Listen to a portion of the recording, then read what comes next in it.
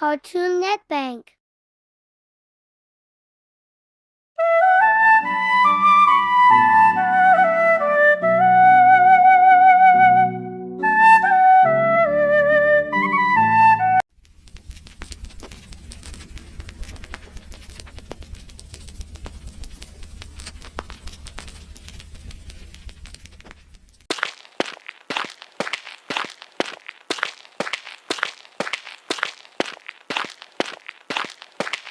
अरे सुनो सेठ, धनीराम आया है।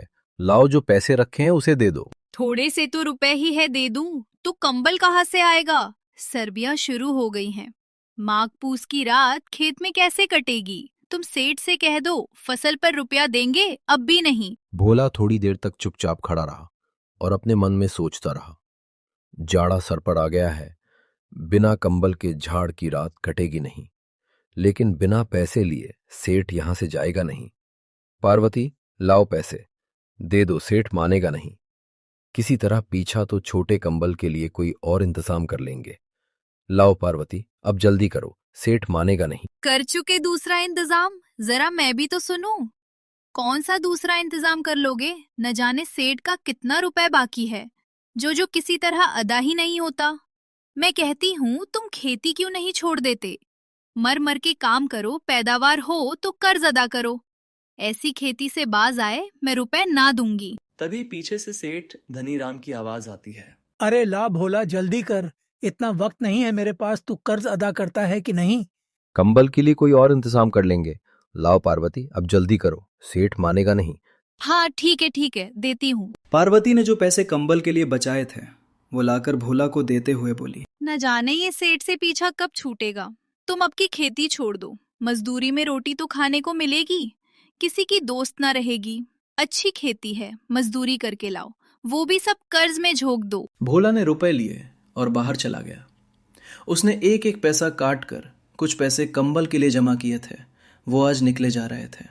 भोला ने सेठ को पैसे देते हुए कहा, ये लीजिए सेठ जी, अभी मेरे पास इतने ही हैं। अरे ये तो आधे भी नहीं है, मुझे पूरे पैसे चाहिए।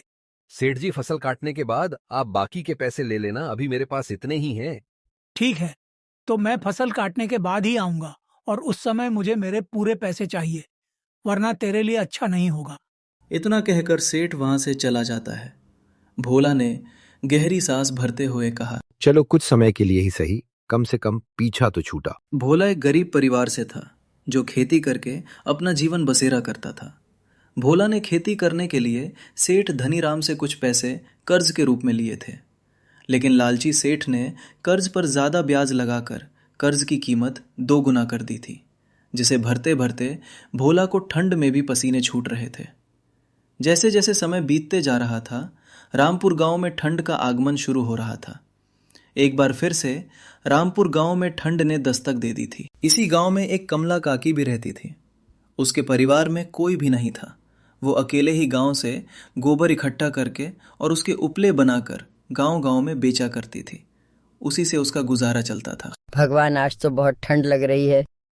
हे भगवान, इतनी ठंड में मैं काम कैसे करूं। ठंड से ठिठुरते हुए कमला काकी गांव तक पहुंच गई। मेरे हाथों के बने उपले ले लो, एक उपले में पूरा खाना बनेगा। ले लो रे उपले, ले लो, मेरे हाथों के बने उपले ले लो। आज तो कोई उपले लेने ही नहीं आ रहा। ठंड भी बहुत लग रही है। लगता है आज खाली हाथ ही घर लौटना पड़ेगा, मगर लौटूं कैसे। घर में खाने को कुछ नहीं है। उपले बिके तो कुछ पैसे आए, बिना पैसे खाना कहाँ से आए। अरे काकी रुको जरा, मुझे भी अपने भारी भरकम उपले देती जाओ। हे भगवान, बाहर तो बहुत ठंड है, काकी जरा जल्दी कर दो। बेटा अभी करती हूँ, ये लो अपने उपले। काकी पैसे कल ले लेना, अभी मेरे पास छुट्टे नहीं हैं। बेटा पैसों की ही तो जरूरत है, कुछ भी दे दो। काकी ये लो, मेरे पास यह कुछ चावल है, अभी इसे ही रख। ठीक है बेटा, ला दे, आज इसी से मेरा काम चल जाएगा। उपले बेचकर कमला काकी घर को निकल पड़ती है। तभी ठंडी हवा की लहरें जोरों से चलने लगती है। भगवान, बहुत ठंड लग रही है, बस किसी तरह घर पहुंच जाऊं तो कंबल ओढ़कर शरीर को गर्म कर लूंगी। बुढ़ापे में अब यह ठंड बर्दाश्त नहीं होती। हे ठंड, तू ही कुछ रहम खा। इस बुढ़िया पर ठंड से ठोड़ी हुई कमला काकी घर पहुंच जाती है और कंबल से अपने शरीर को ढककर आग के पास बैठ जाती है। भगवान, कुछ तो राहत मिली ठंड से। आज तो ऐसे लग रहा था मानो बस प्राण निकलने ही वाले हैं। थोड़ा आग और ताप लेती हूँ, इसके बाद वह चावल पका लूंगी। ठंड का कहर इस तरह उमड़ रहा था कि गांव वाले अब ठंड से परेशान हो गए। देखते ही देखते ठंड ने अपना विशाल रूप ले लिया। अंधेरी रात में कड़कती बिजली के साथ जोरदार बारिश हो गई है। भगवान, इतनी ठंड में ये जोरदार बारिश तो हमारी जान ही ले लेगी। अब तो कुछ दिन घर में ही रहकर गुजारना होगा। बाहर तो सर्द हवाओं का पहरा है। पार्वती, ये क्या हो गया? इतनी ठंड में ये जोरदार बारिश भी होने लगी। अगर ये बारिश ऐसे ही होती रही तो मेरी फसलें खराब हो जाएगी।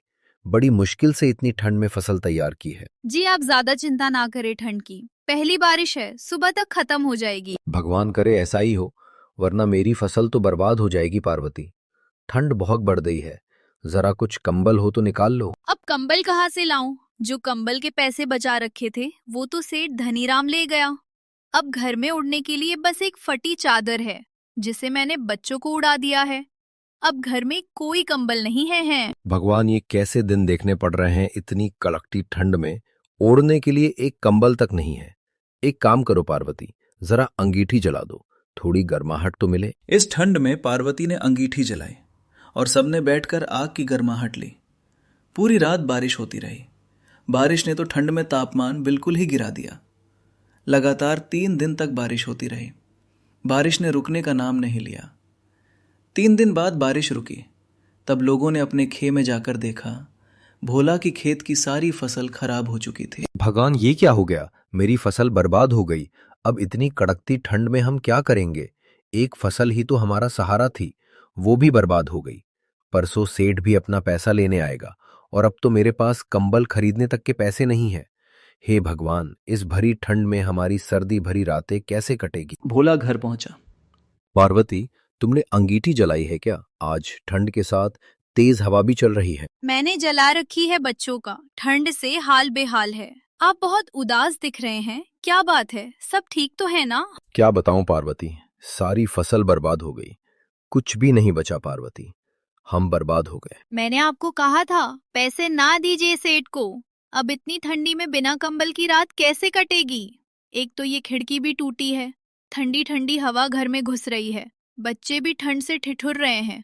बस एक इस अंगीठी का ही सहारा है। अंगीठी की भी लकड़ियां खत्म होने वाली है। लगता हम ठंड से मर ही जाएंगे। चिंता मत करो पार्वती, मैं अभी जाकर जंगल से कुछ लकड़ियां ले आता हूँ। नहीं, जंगल मत जाइए बाहर, ठंड बहुत बढ़ गई है। आप एक काम कीजिए, रामू काका से कुछ मदद मांग लीजिए, कुछ लकड़ियां उनके घर से ले आए। रामू काका सबकी मदद करते हैं, हमारी भी जरूर करेंगे। ठीक है पार्वती, मैं अभी रामू काका के घर से लकड़ियां लेकर आता हूँ, कम से कम रात तो कटेगी। इतना कहकर भोला रामू काका के घर की ओर चल पड़ता है।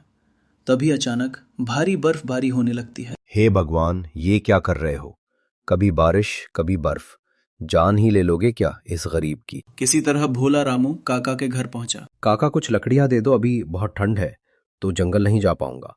अंगीठी की राख भी ठंडी होने वाली है। हाँ ठीक है भोला, मेरे पास कुछ लकड़ियां हैं, अभी के लिए इसे ले जाओ, लेकिन सुबह जंगल से लकड़ियां ले आना, क्योंकि मेरे पास भी ज्यादा नहीं बची है। ठीक है काका, अभी के लिए कुछ लकड़ियां दे दो, बस किसी तरह ये रात कट जाए। सुबह जंगल से जाकर लकड़ियां ले आऊंगा। भोला लकड़ियां लेकर घर पहुंच जाता है। ये लो पार्वती, ये कुछ लकड़ियां हैं, इसे एक एक करके जलाना, पूरी रात कट जाएगी। ठंड भरी वो रात किसी तरह भोला पार्वती ने गुजार ली। अगली सुबह सेठ भी भोला के घर आ थमका। अरे भोला, का कहाँ है? बाहर आ, जल्दी से मेरे कर्ज के बाकी के पैसे दे। ठंड बहुत हो रही है, मैं ज्यादा देर रुक नहीं सकता। सेठ जी, मेरी फसल बर्बाद हो गई है, मेरे पास अब एक भी पैसा नहीं बचा है। सेठ जी, कुछ दिन रुक जाइए, फिर मैं कहीं से मजदूरी करके आपकी कर्ज को चुका दूंगा। अरे अब तेरे बहाने और नहीं चलेंगे, मुझे मेरे पैसे चाहिए। और अगर तू कर्ज के पैसे नहीं दे सकता तो अभी से तेरा घर और तेरे खेत दोनों मेरे हुए। जा, अभी इस घर से निकल जा। सेठ जी, रहम खाइए, इतनी ठंड में मैं बच्चों और बीवी को लेकर कहाँ जाऊंगा? एक इस झोपड़ी के सिवा कोई दूसरा मेरा ठिकाना नहीं है। सेठ जी, कम से कम मेरे बच्चों पर ही रहम खाइए। ये सब मैं नहीं जानता, तू बस अभी इस घर को खाली कर, और जब तक पैसे नहीं देगा ये घर और तेरा खेत वापस नहीं मिलेगा। बेचारा भोला और उसका परिवार ठंड में भटकते हुए कहीं रहने का आसरा ढूंढ रहे थे, मगर उन्हें कहीं कोई आशा की किरण नहीं दिखाई दे रही थी। बहुत ठंड है, मुझसे अब और चला नहीं जाएगा। बच्चों की भी तबीयत बहुत खराब हो रही है।